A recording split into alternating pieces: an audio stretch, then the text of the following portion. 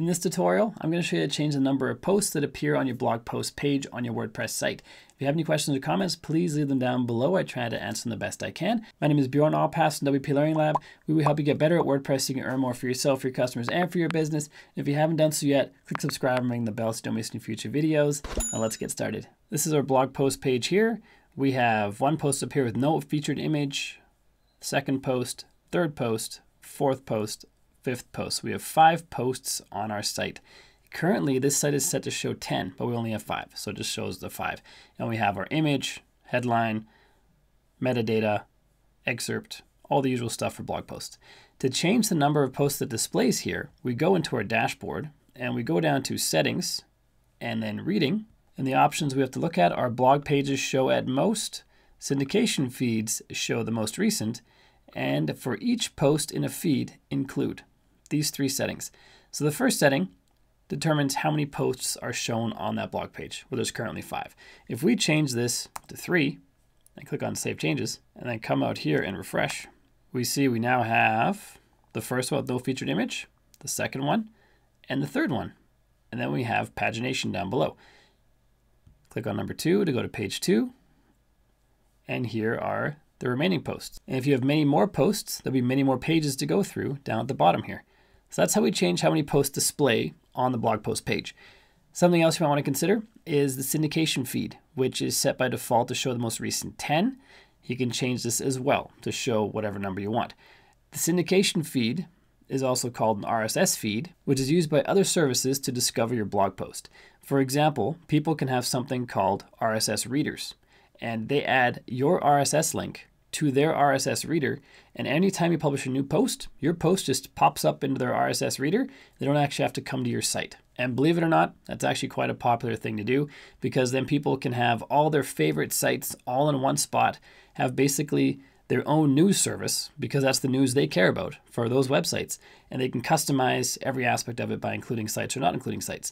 So it's actually quite popular. And the number you set in here does not have to match the number of posts you show on your blog.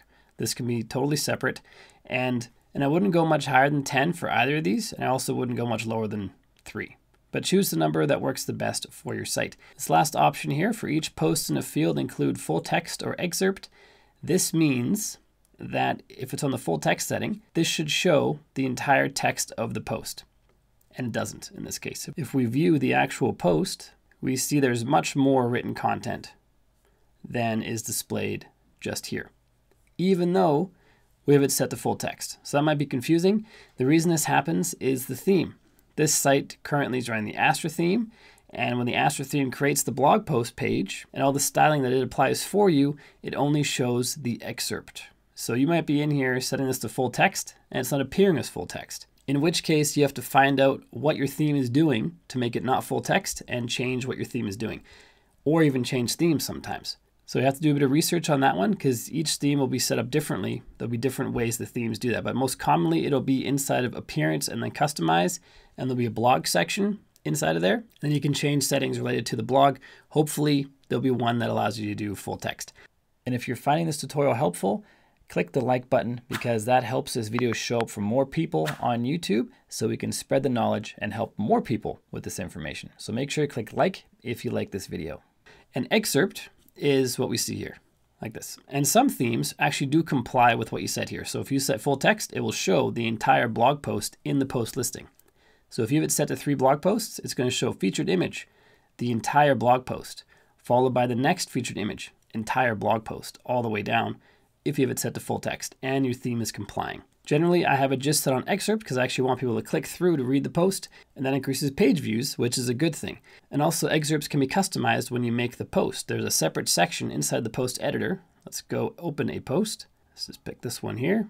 We have the main content in the center area, and on the right-hand side, we have an excerpt box. And what you type in here will actually be displayed as the excerpt right here on your blog post listing page.